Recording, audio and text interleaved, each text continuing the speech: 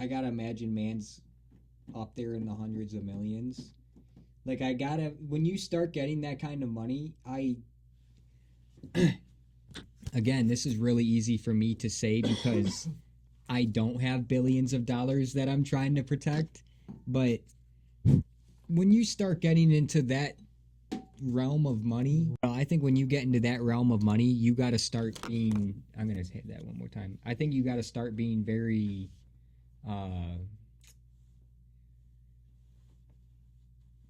proactive with your money. Yeah. Like he's just at a point where he's doing the things that he enjoys and he always has revenue coming in and he doesn't proactively use that money and it's just building up. Well, I guess I'll say this too. It's really easy to talk to Kelly and Casey Means, but it's another thing to actually go proactively change people's lives. Like, how can I help you guys go after further? Hearing that information? Like, he's already probably well off, so it's like, at some point, why couldn't he? 50% of the money I make from this episode, I will give you to help put to something. At least for people like that, you know. I get what you're saying. Like I see. This is the thing, though. I like Joe Rogan, but Joe Rogan is super into the system as well. He's born even way deeper than we are. He knows it's corrupt, but he's just not aware of. I don't think he knows how bad it is. No, definitely not. Because the people that he talks to have not figured it out neither. So they're just focused on fixing the issues problem, not the. They're worried about fixing. Imagine there's a roof with 100 holes and it's leaking water. They're just trying to plug one hole and that room's still going to flood. We have to fix the entire roof in order for it to not drown within itself. Y'all, we need a new roof at this point. That's the point we've gotten ourselves into. It's bad. And that's the problem, dude. It keeps going back to they care, but they don't really care. Really caring is doing what's necessary, dude.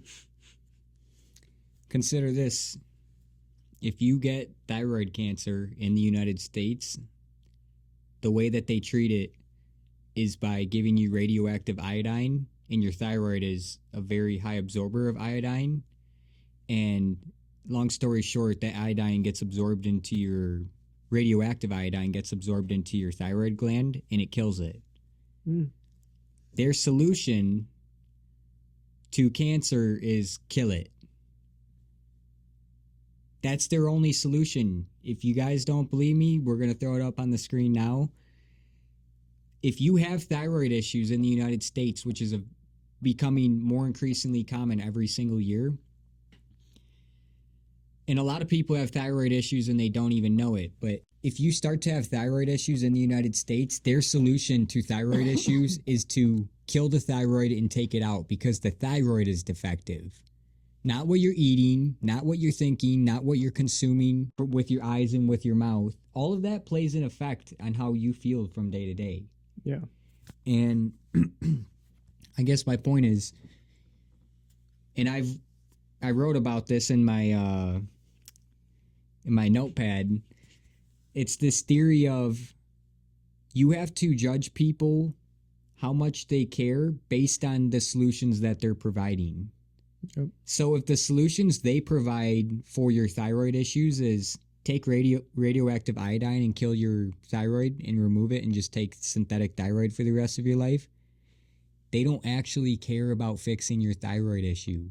They just care about getting rid of the symptom and getting you out of there so they can get paid, because another patient needs to come in behind them, and they get paid by the number of patients, not by the quality of care that they provide to those patients.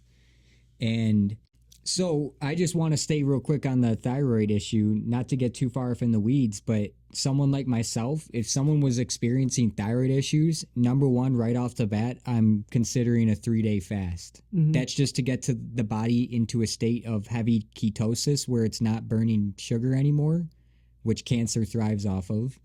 And also getting their body to a state of autophagy, which is where your body starts to recycle old and weakened cells as a form of basically cleaning up shop. Yep. And it can only do that when you have not eaten for an extended period of time, as you know. Yeah, where your body's in a more relaxed state rather than inflamed, because it's constant. If snacking on food, for example, it will constantly keep your body into an inflammatory state. So it isn't ever in that healing process 100%. to actually better itself, I guess you could say. But, for a company that gets billions and trillions of dollars, it's really sad to see that there isn't actually much change going on whatsoever with all this money that is way above our own comprehension level in the first place. It's literally just an arbitrary number that exists for what, 8 letters? Well, how much did the government spend on healthcare in 2023? 1.3 trillion, 1.9 trillion. Almost $2 trillion. Yeah. Where'd that $2 trillion come from? How can someone work for us, yet our thoughts are not into the consideration? They make the rules. Say that again? How is this a game that we have to offer them by our slavery? That goes for everybody. I know there's probably going to be other people that are pretty mad about this. I couldn't assume who. But if the shoe fits, you'll be angry. Interest-free loans. What was it? I guess you're talking about a certain group of people that might get angry if the shoe fits. In Yeah. what regard? Fucking lost it. Well, let me ask you wait. this. Was it about money being for a company that makes so much, for a company that's getting so much money, there hasn't been much change? I think it was along those lines. It was also along the lines of healthcare. They're getting so much money, yet there hasn't really been much change in healthcare besides the fact that costs are through the roof. Yeah. The biggest change that we've had in healthcare in the past 20 years is the cost. Mic drop. They ain't advancing anything. Maybe they're advancing how quickly they can detect things, but I like to tell people this part. Your immune system is really all you got. When you get a vaccine, all you're really doing is making your immune system aware of a pathogen. But at the end of the day, it's your immune system that's actually doing the fighting. Yeah. When you take antibiotics help a lot. And without antibiotics, there would be a lot more deaths every year. But you have to consider this. Antibiotics can never do 100% of the work. At a certain point, your body's immune system is all it comes down to for you to survive. And this is my problem with healthcare. I'll just state this outright. You have to look at healthcare and see how specialized it is. There's a shoulder doctor, elbow doctor, hand doctor, gut doctor, skin doctor, eyeball doctor, ear doctor. You can be a doctor specializing in a very specific part of the body. And let's say you live in a city with 1 million people. There could be 300 ear doctors in that area. Yeah. Easily. Mm-hmm. Just doctors and ears. But even the ears, even something as simple as the ear, I don't believe is just the ear. I believe the ear is connected to other parts of the body, in that, long story short, our medicine in our country does not recognize the body holistically ever. Mm-mm. So if you are perhaps eating really bad food and drinking alcohol a lot and doing things of that nature, and you get a liver test done and turns out you have cirrhosis, which is liver scarring, and you also have fatty liver. Is that because your liver is just genetically defective? Do you think it just magically got that way? It didn't. Things led to it. And my point is, hospitals will sit there and try to tell you that something is genetic. What I would argue is, yes, people may have genetic predispositions to things, but it's putting them in similar environments that cause similar outcomes. So when someone says, hey, I have a history of family, or I have a family history of breast cancer, I'm like, No, you have a genetic predisposition to breast cancer because you guys all subject yourselves to the same exact environment. Exactly. What is that environment? Drinking alcohol. What would you say? It's taking on the role as a kid, seeing exactly how your life is going to be set Drinking up. alcohol, smoking cigarettes. You're gonna act You like can your go parents. on and on. Drinking cocktail. Our water supply is poisoned and our food supply is poisoned. If all of your food is ultra processed food or fast food, you're going to be those genetically predisposed people automatically in my book. Yeah. And there's a clear indication. Look at the rest of the animal kingdom and look at how much cancer you see. I don't see very much. Now look at anything close to humans. Seems to be an awful lot of cancer going on, and that's not a coincidence. The statistic I heard was for young adults, so people above 25, it is going to be 1 in 2 who have some type of cancer. And I would believe that because most people don't ever get to a point where they grow or source their own food in a better manner. No, and I wanted to point this out when you were emphasizing on the importance of understanding that these people are specialized.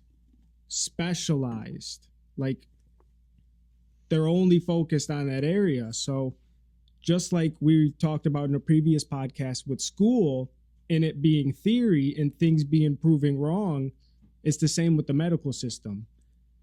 They're still going off of guidelines from 1909. The medical system is a religion in itself. They're still going off of studies done in 1960s for certain things.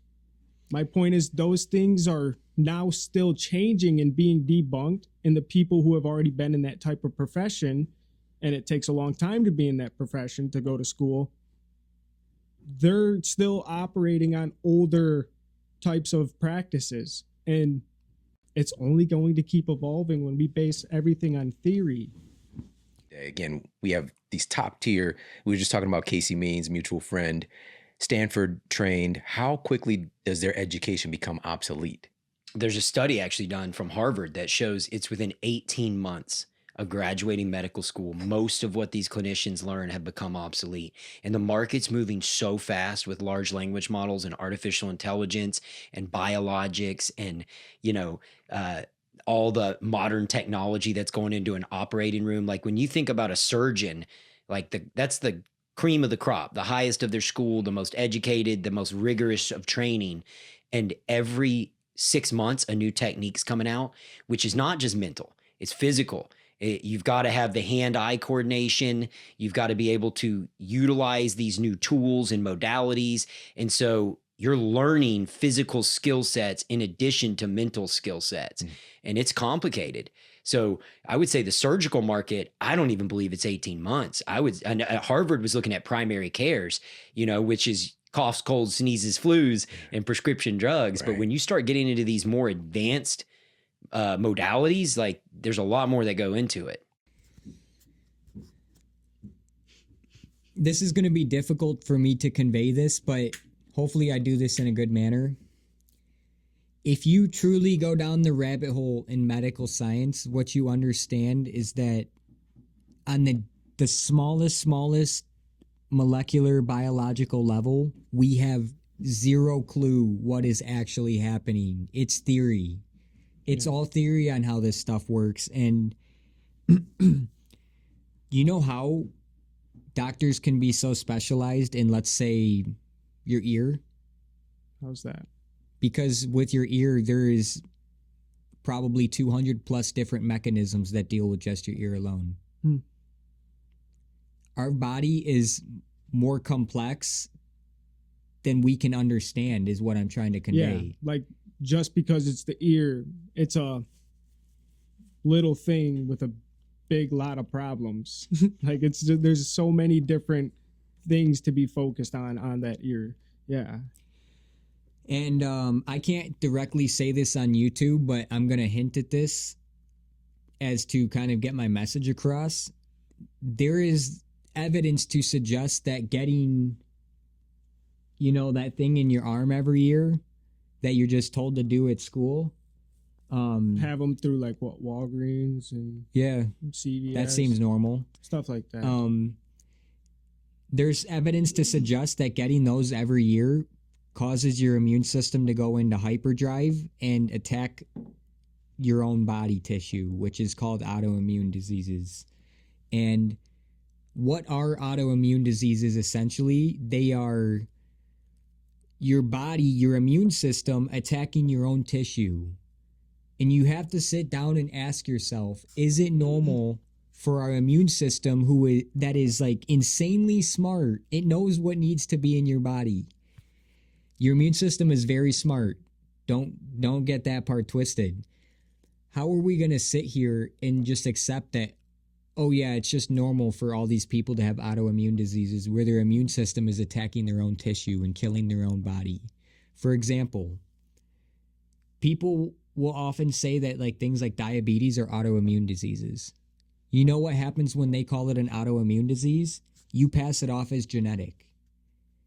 But here's the fact. Most people who get diabetes, and I will put this up on the screen, most people who get diabetes, it's because of their diet. But the hospital does not see it that way. The hospital sees it as, oh, your insulin's out of whack. Let's check your pancreas. Oh, yup, your pancreas is dying and you only have 2 months to live.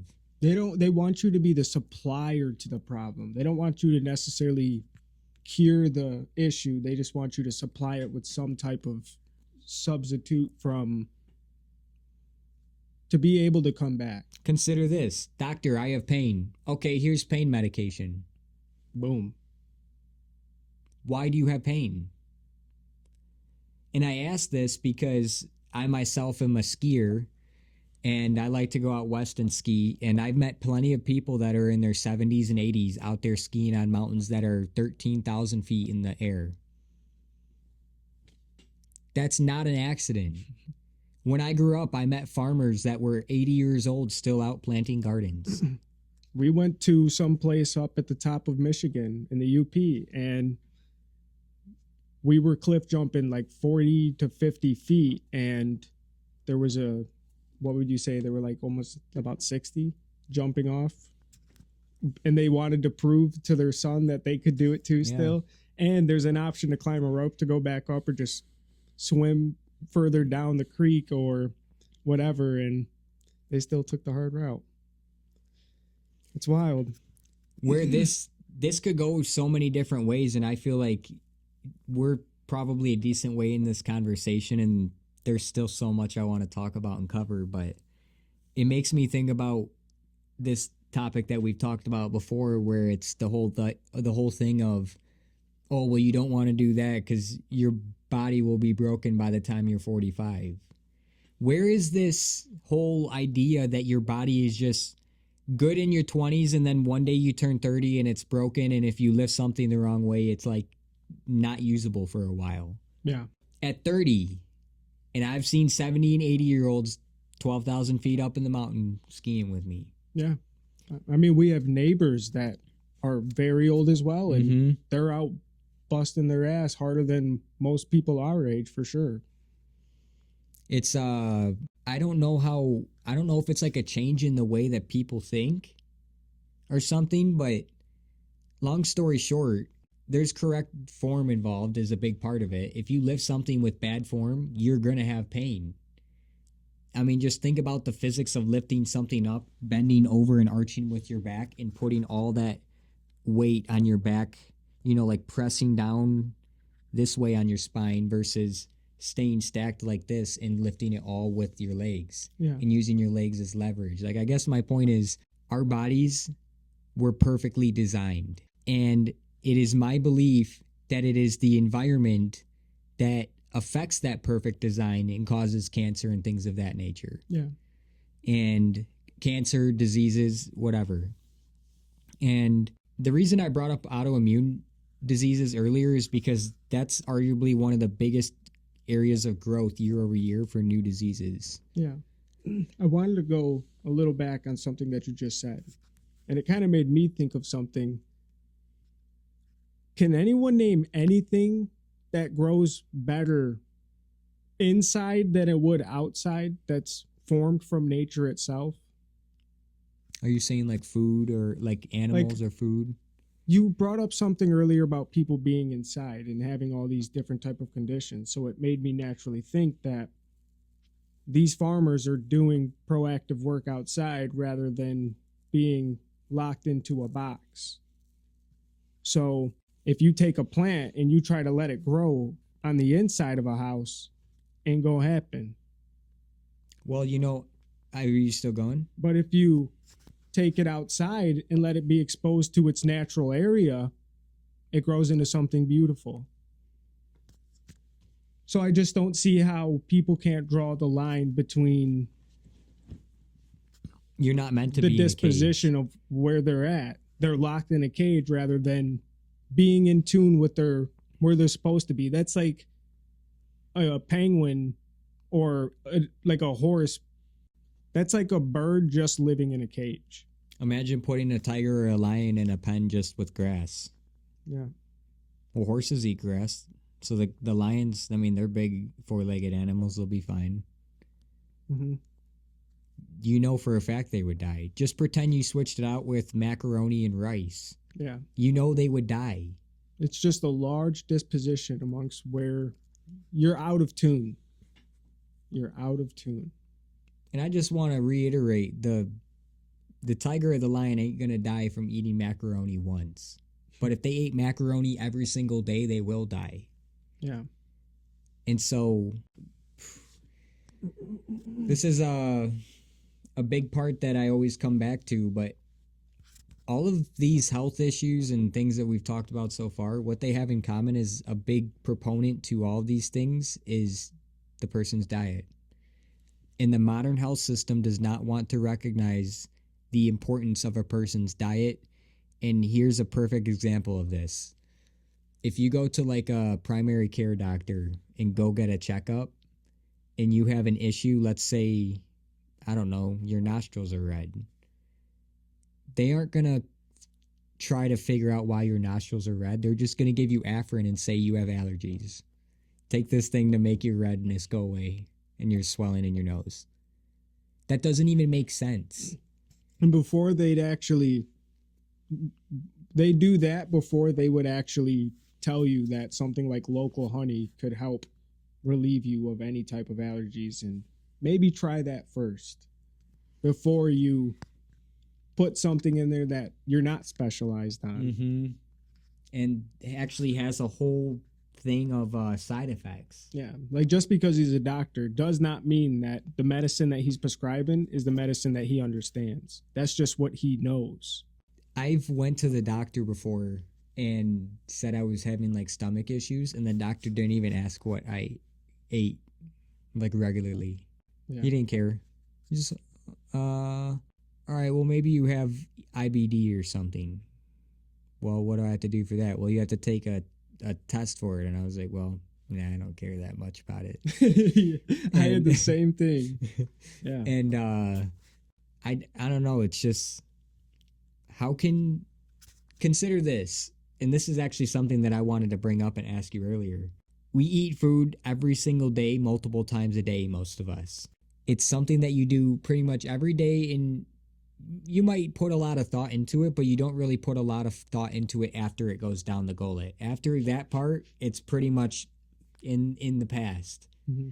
And maybe if it's spicy, you might think about it when you're back on the toilet later, but I've paid the price for that. I know we all have. Yeah. But where I'm going with this is I'm trying to think of a good way to put this. If you do that thing multiple times a way, it spends all of that time inside of you.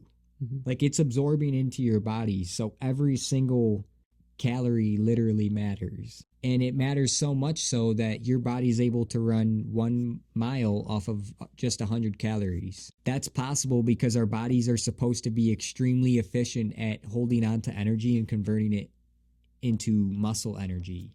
Yeah. And a big reason why our bodies have that ability to convert energy that well is because food is supposed to be scarce. Yeah. And when food is not scarce like it is today, it's very easy for people to overeat. And also, in that sense, when people are overeating, they're getting more of the bad stuff that they shouldn't be having in the first place. Well, do you know what a big chemical is that contributes to that? That's in our food? Fructose. High fructose corn is syrup. yes.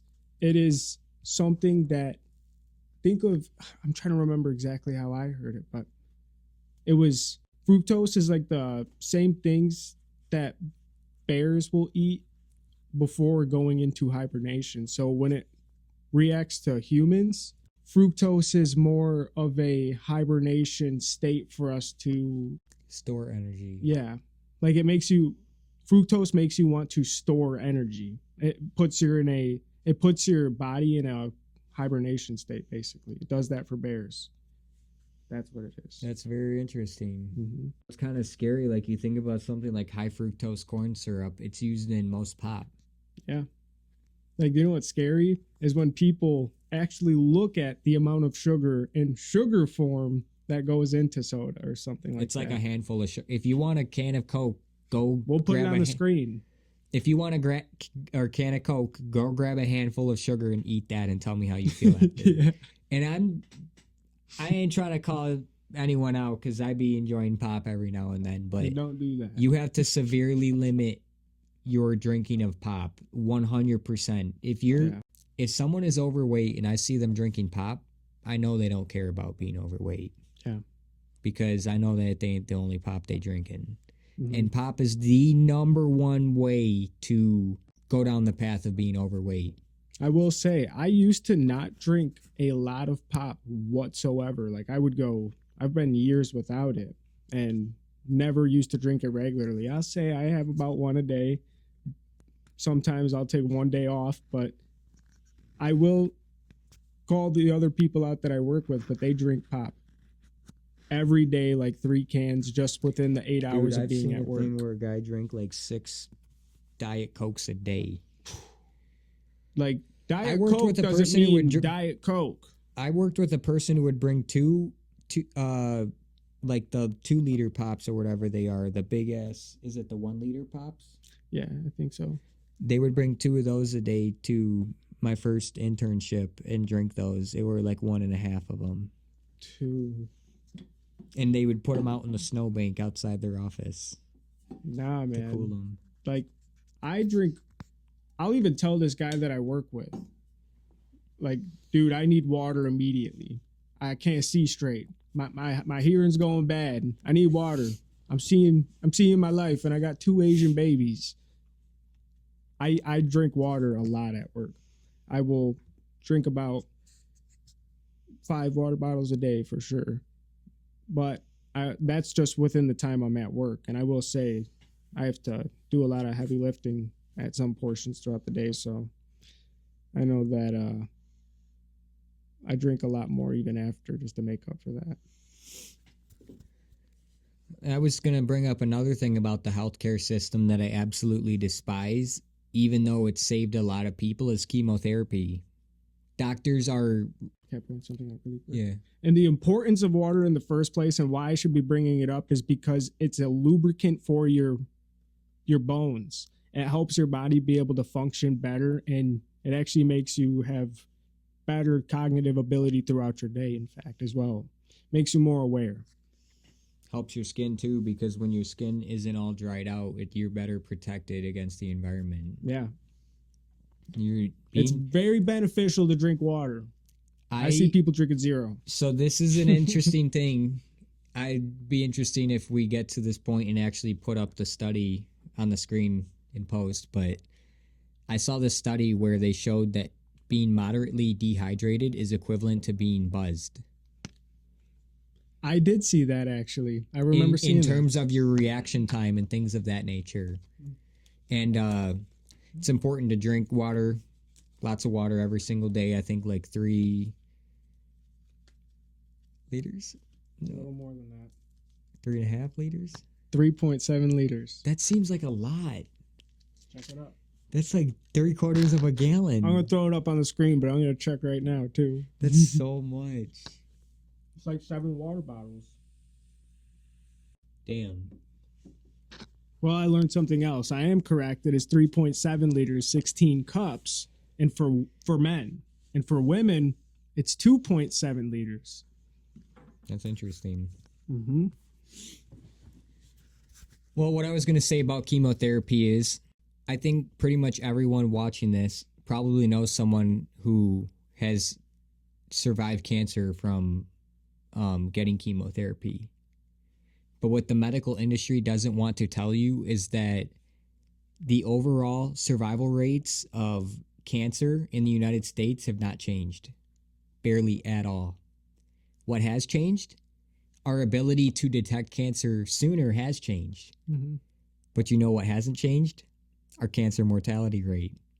How could both things be true? How could we be picking up cancer better, faster, earlier when they say that you're supposed to catch it, but simultaneously more and more and more people are dying every single year from cancer? How can both be true at the same time? Go. We're waiting on you. Your turn. Come on. This is where we ask the questions to you. Calling you out. And this is where you don't have an answer because there is no answer to that. Speak.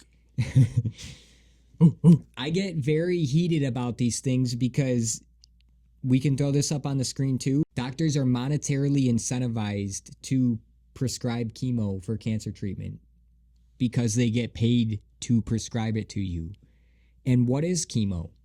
It's putting radioactive chemicals in the body in hopes that essentially their theory is that if you put radioactive chemicals in the body that get absorbed into cells, the ones that are replicating the fastest will absorb the most of it and be dying first.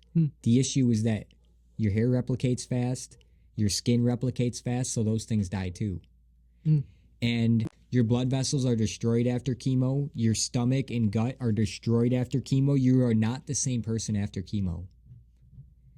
And I have to question their motives when their best solution to this problem is, oh yeah, just give the person radiation. Let's hurt and kill everything else in the body to kill the cancer. And this is the part they don't want to tell you, is that if the cancer comes back, oftentimes chemo does not work. It does not work the second time around, third time around. The more you use chemo, the less and less effective it is. The more that it makes you.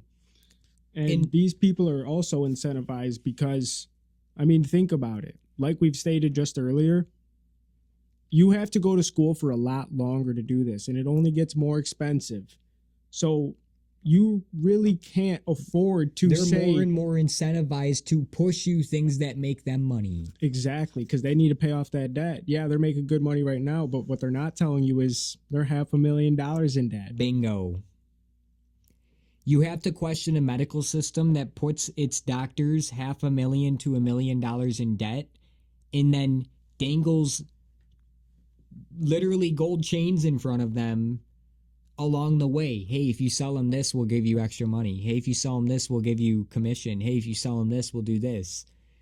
Do you think that the doctor's always at work because he just truthfully loves his job, or because he knows he has fire under his ass with all this debt?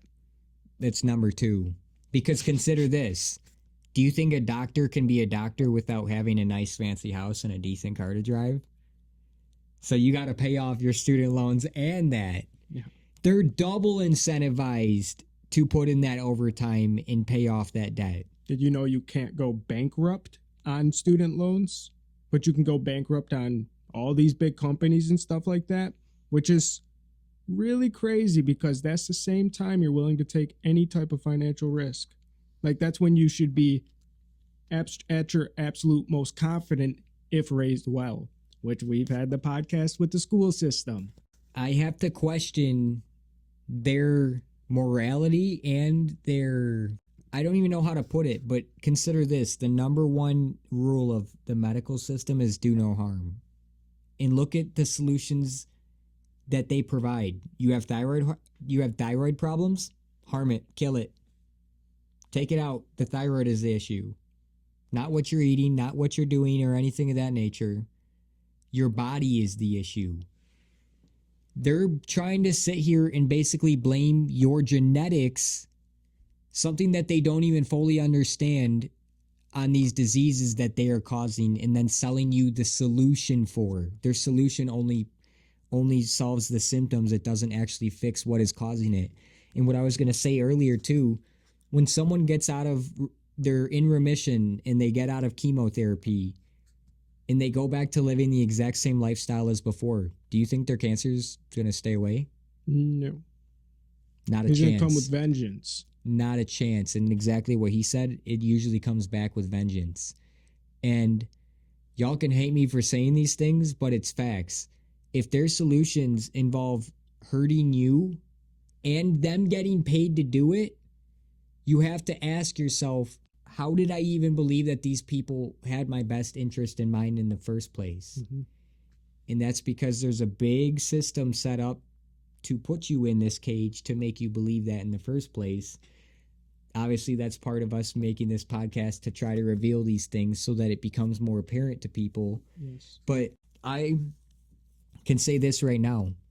I've read a lot of information stating that the number one thing that someone with cancer can do is intermittent fasting, because intermittent fasting and also limiting their sugar and carb intake, because cancer cells thrive off of that. They're replicating the fastest in the body, which means they're going to want glucose and sugar energy rather than fat energy.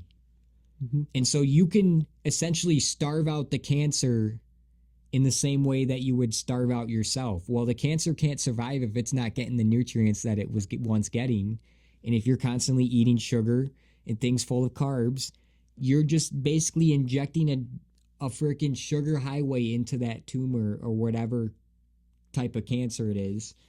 And I'm just saying, I've read too much data at this point to see the facts are very clear.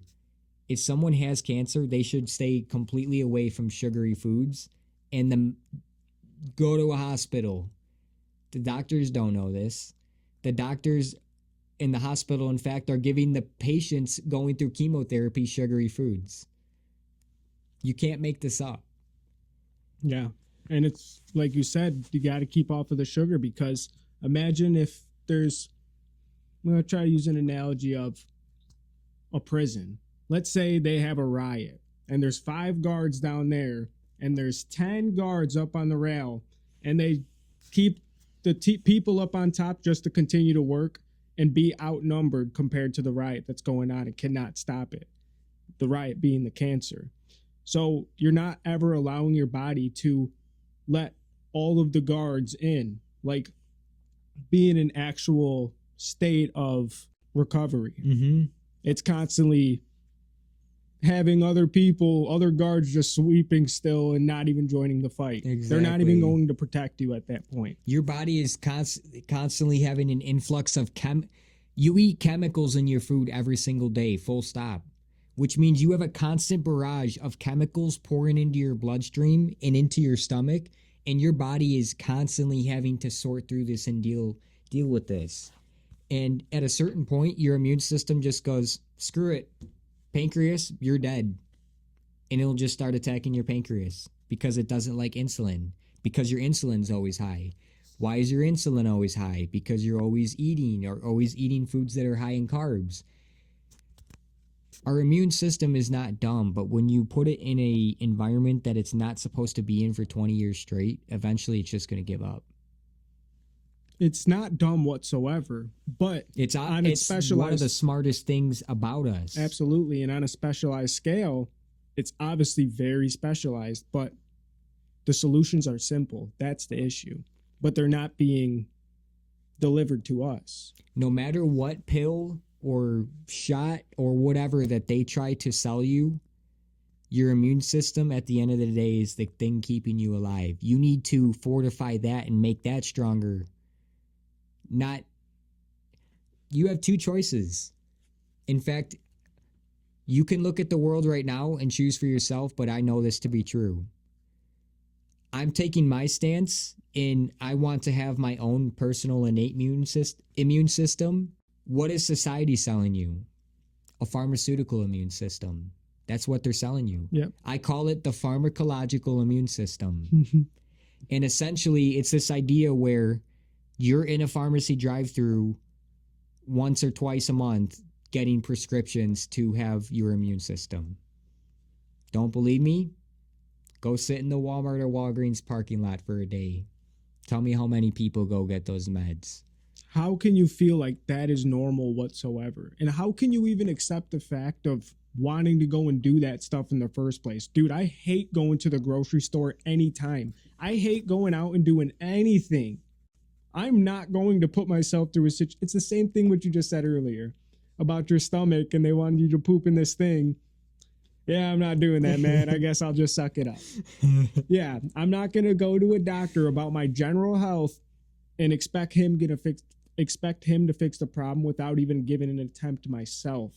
I'm not saying I know more than this guy when it comes down to its fine point. Yeah, because they got all the terms and all of those things down to a T, but that's because they had to take a test to pass it and get in that position in the first place. But let's say they're doing it for 8 to 10 years down the road.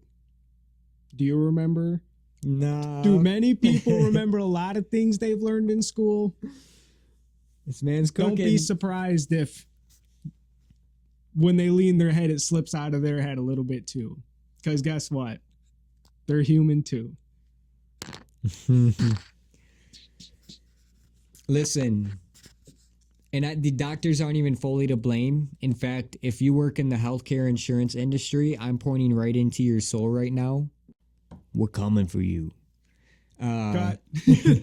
Essentially, what I mean by that is the healthcare insurance system is one of the biggest fraudulent organizations in the entire United States. Can I share a story? You go ahead. This is what's upsetting to me. I've recently, just yesterday, had to spend the time going to the hospital, and it's obviously already a sad situation to have to go through, but where we live, it's already super unfortunate because not only am I upset about certain things that were going on, but I'm also upset about I'm driving through the absolute ghetto and it's very terrible roads. And when I get into the ER, it's full of people that need to be helped. There was even a person, this was a previous story, but there was even a person that had a gunshot right through their leg, sitting and waiting to be helped.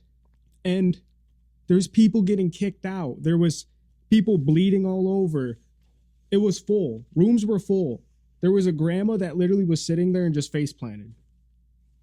And it took a few minutes for anyone to even come help her. That's disturbing to me. It's a monstrosity, bro. That's the word. It's ridiculous that all these people need to be seen. And this is what upsets me the most, that who they're being seen by. I counted 8 nurses when I went there. 7 out of the 8 were obese. There was a mother who was also there. 370 about weight-wise, I would imagine. Big lady. Taking care of some little girl. And this little girl looked like she was 7, 8. She stood up on a chair and thought she was a bird and just right on the ground and just started screaming bloody murder while the mom laughed and was like, listen, humans have feet. We can't fly. And I'm judging her 100%. That's absolute terrible parenting. She was negotiating with the kid about a tablet and about getting food and even going as far as bringing up Santa Claus and stuff like that. This kid rather have respected Santa Claus before she even respected her own mother's authority. Not that this woman has any authority over herself, but my gosh, dude, what a terrible experience that was, just to see everything at its dysfunction for a place that receives an abundance of money, no change. I mean, I guess we can all say this to be true if you've been in a decent amount of hospitals in your life. A lot of times it's nothing short of a circus there. It's literally a circus in the waiting room. Yeah. And I've been certain places where I don't know if they have names for them, but they're just people that like hang out in hospital waiting rooms and they just constantly want to get checked up by doctors. And I guess from my perspective, I want to stay as far away from the doctor as possible. I go to the doctor when things get bad usually. Yeah. Like things got to be pretty damn bad for me to go to the hate doctor. going to doctors. And I wanted to point out that I'm not trying to complain about, oh, it's bullshit that there was potholes into the road and blah, blah, blah. I ain't trying to say it like that. What I'm saying for that is we have the manpower. We don't need the money. We have the capacity to do it. It's just a system issue that they're not focused on because it doesn't make their buddy money yet or something. It doesn't need to be as ghetto as it is. I just don't understand how can something like that not be fixed? Well, I think it's interesting that someone like myself could easily go into a position in the medical field and learn how to provide help to people with certain issues because I'm well studied in those particular issues, and I'm not allowed to unless I go $500K into debt and go through 8 years of schooling and 4 years of residency and all these other things. You have to question a system where the people that are coming to help you are set up behind a huge paywall that you are not allowed to see. That paywall includes all the bills and things that they had to pay to go to college and get their degree and work at that hospital and get their fancy house and fancy car. And it also factors in the insurance company. And I just want to say this, if health insurance is one of the biggest scams ever, you pay these people a certain amount of money so that they cover your medical costs. And then when you go to use it, they'll just pay a lawyer and fight it and not actually want to pay you out with the same money that you were paying them. And guess what? Let's say you pay health insurance for 30 years and you never get sick once. You don't get a penny back. Not even a dollar, not even a penny.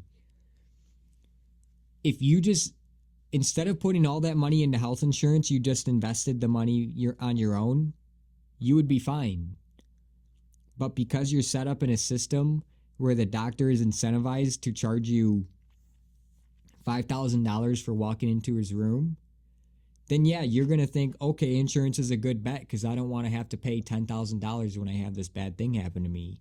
But I have to ask you, does it make sense that medical bills would ever be that high in the first place? And be used against you at some point. Consider this. If they knew that the most people would pay is $1,000 for a certain procedure, you know what they do? They go, hey, insurance company, the most people will pay for this is $1,000. So how about we make the price $7,000 and you pay $6,000 of it? All right, sounds good.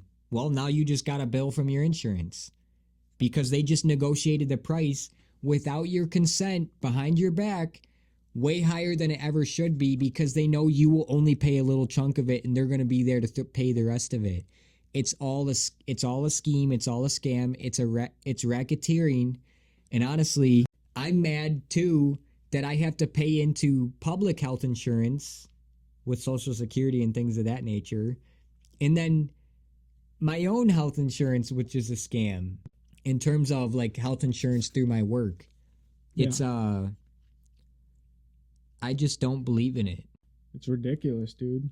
Like if you take every type of insurance and every type of tax that you go through, it's over 50% that you're giving to these people right Easily. back. And then after you buy everything, at the end of the day and through the end of the cycle, shuffles back to one place.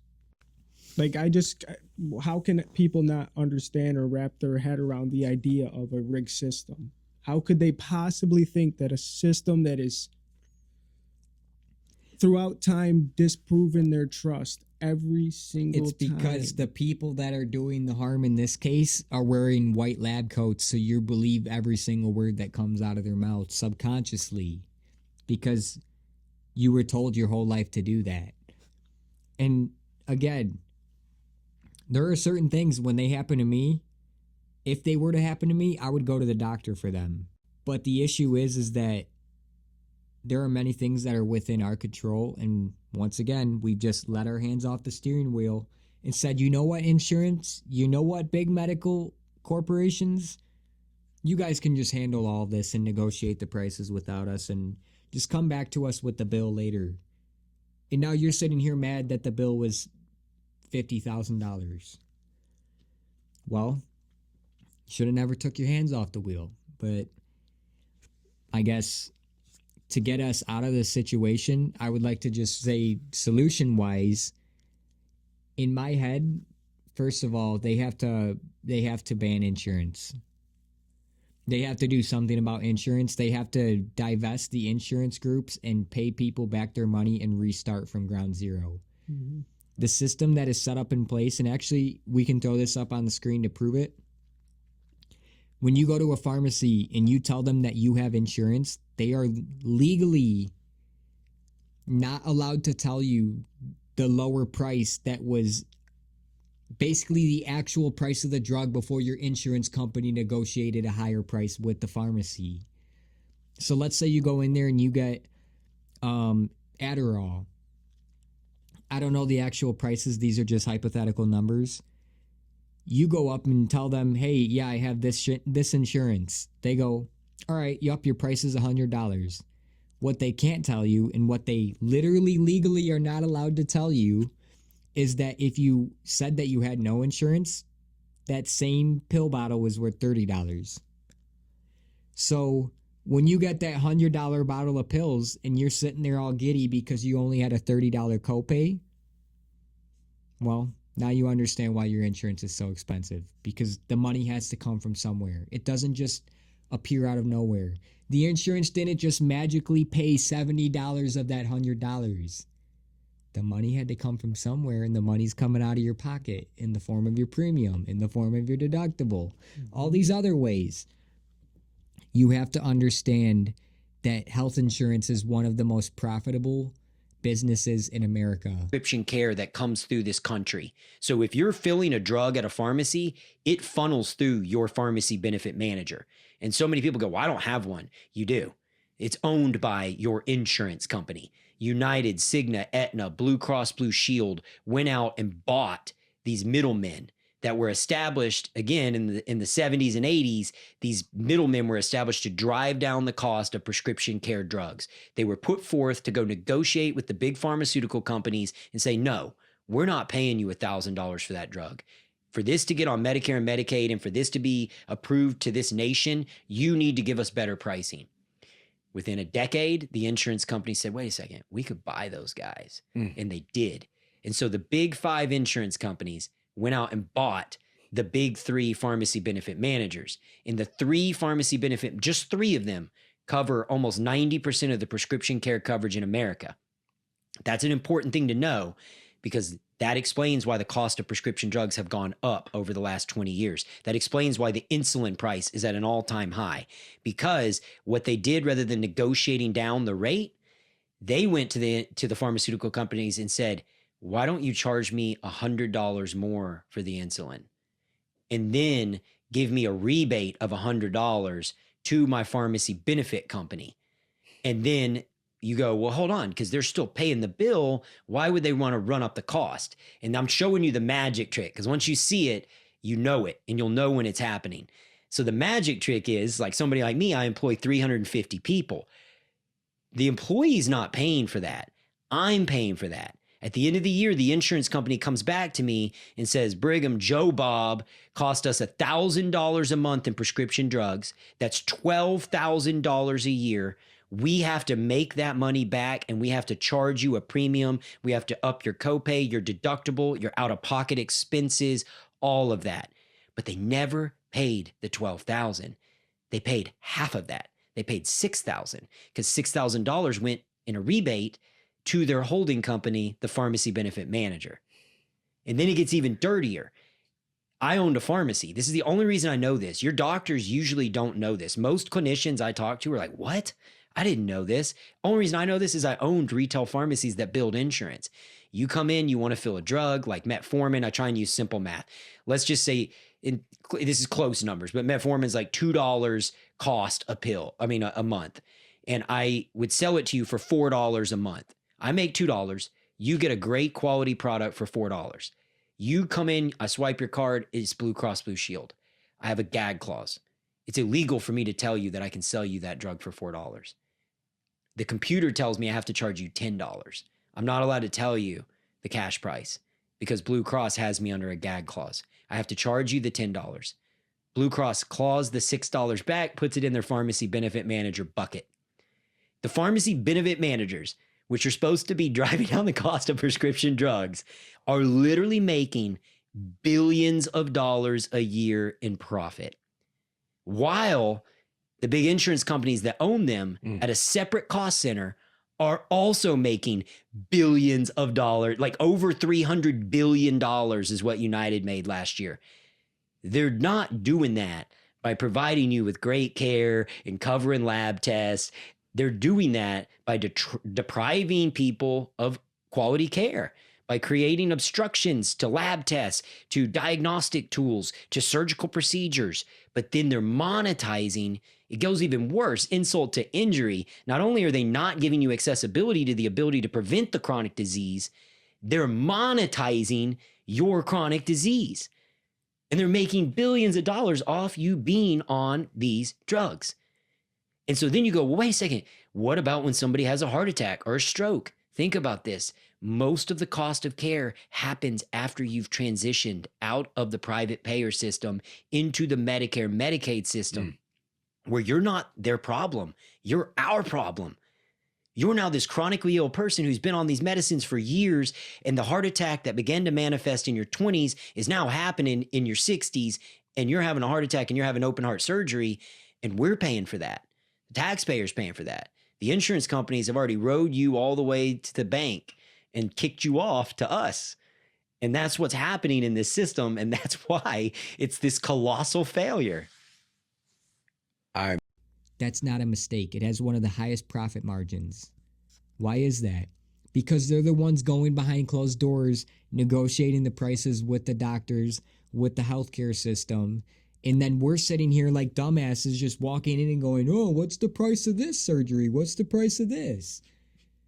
We weren't there for the negotiation, so there was no oversight from the public in order to see these things. We're in a bad situation. Because, listen, we've said it enough. These doctors have a shit ton of student loan debt. A shit ton. And you add up all their mortgages and all their cars, a shit ton more debt. That's not going away. Not anytime soon. And if anything, it's just going to get more expensive year over year. And they're paid on quantity, not quality. And I'd like to point out, when you were bringing up a solution, a really good solution is the very first thing we were talking about in the first place, which is the medical system. The best thing that you could possibly do to have a solution is just keep yourself in check and understand that it doesn't take somebody with a white lab coat to understand that it's the sugar and the coffee and the ultra high processed foods and just processed foods aren't the issue.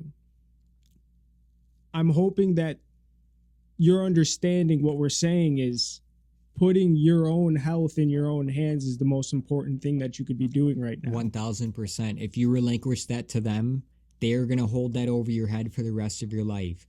My point being, if you got your thyroid removed, you need thyroid hormone for the rest of your life.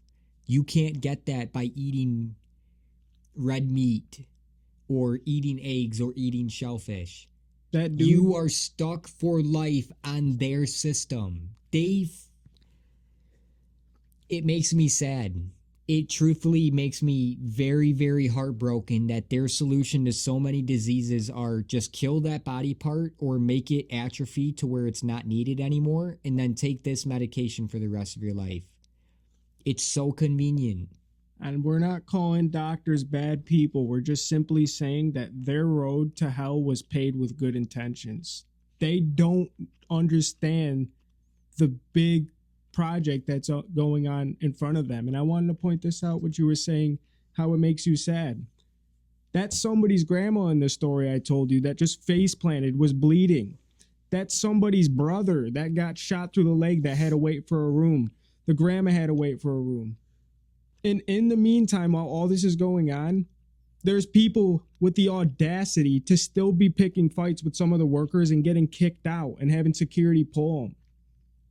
None of that is normal. Something needs to change. How can anyone stomach that and not think that going to the drive-through once a month is not normal? How could you think that not having enough rooms for people who are bleeding out is not normal? People in a want to city cry. of a decent amount of people, it's not no small No. hospital. It is a decent sized place. And people want to cry about all this BLM stuff and all this racist stuff and blah, blah, blah. You're not doing anything but crying to fix it. We're actually coming with solutions. We're in charge. In order for them to exist, we need to energize the system to start anything to do the next step. We're ground zero. Exactly. We are ground zero. We're the battery that gets put in a car. Without us, they don't exist. We are their boss. They're not ours. We even give them the... What's something to say about that? Well, there was something I would just wanted to bring up because I had a thought about it. Venice Phone. See, this is what I was thinking. This is what we should do. We should just, as soon as we download it, send it right to Rumble.